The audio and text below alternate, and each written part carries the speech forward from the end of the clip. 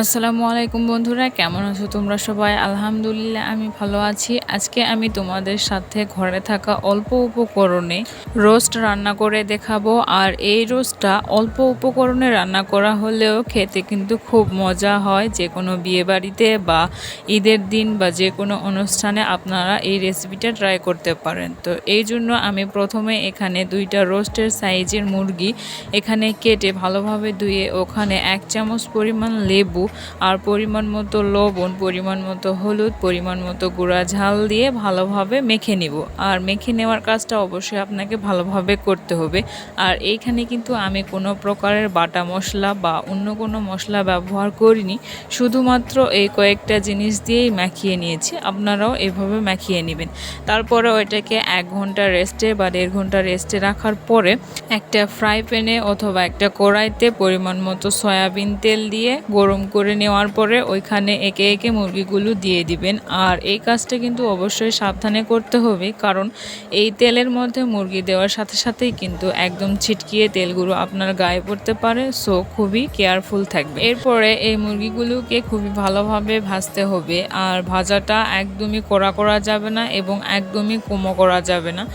So এটাও একটু সাবধানে করতে হবে। তো যাই হোক, দুই পাশে আমি মুরগিগুলোকে উল্টিয়ে উল্টিয়ে ভালোভাবে ভেজে নিচ্ছি। আর এই মুরগিটা আমার ভেজে নেওয়া হয়ে গিয়েছে। আপনারা নিশ্চয়ই দেখতে পাচ্ছেন মুরগিটার কালার কিন্তু আমি একদমই পোড়া পোড়া করিনি। সেই ক্ষেত্রে খেতে কিন্তু ভালো লাগবে না।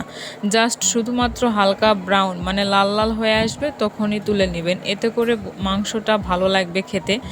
আর যদি আপনারা একদমই কড়া করে ভাজেন তাহলে সেই ক্ষেত্রে মাংসটা একদমই চেমড়া চেমড়া লাগবে, খেতে মজা পাবেন না।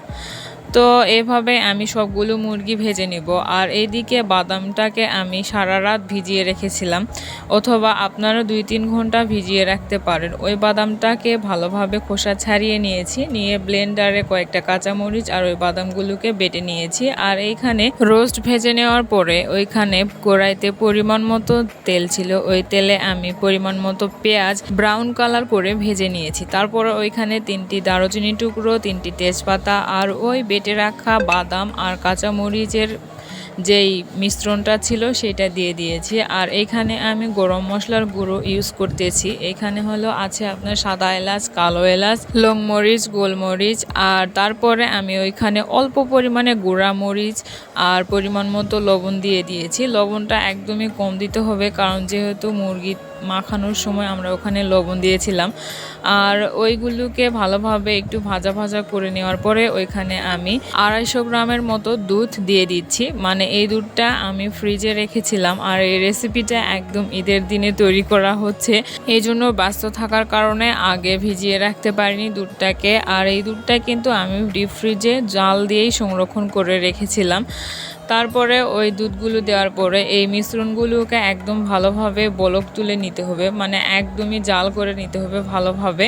এরপরে এখানে আমি ভেজে রাখা মুরগিগুলোকে দিয়ে দিব। আর মুরগিগুলো দেওয়ার পরে অবশ্যই ভালোভাবে আলতো আলতো করে আপনাদেরকে নেড়ে দিতে হবে, না হলে যেহেতু বাদাম দেওয়া আছে নিচে লেগে যাবে, একদম পোড়া পোড়া হয়ে আসবে। সেই ক্ষেত্রে রোস্টের কোনো সেন্ট থাকবে না, আপনাদের পোড়া পোড়া সেন্ট চলে আসবে রোস্ট রান্নার মধ্যে। এবার এখানে আমি 2 চামচের মতো চিনি ব্যবহার করছি। এটা অপশনাল, আপনারা চাইলে নাও দিতে পারেন, তবে আমি দিচ্ছি এই জন্য মিষ্টি মিষ্টি ঝাল ঝাল একটা ব্যাপার থাকবে।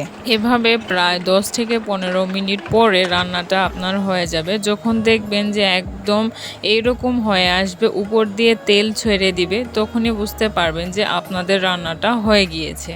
আমি চুলা থেকে নামিয়ে নিয়েছি। যদি তোমাদের আমার এই রোস্ট রান্নার রেসিপিটা ভালো লাগে অবশ্যই বাসায় ট্রাই করবে।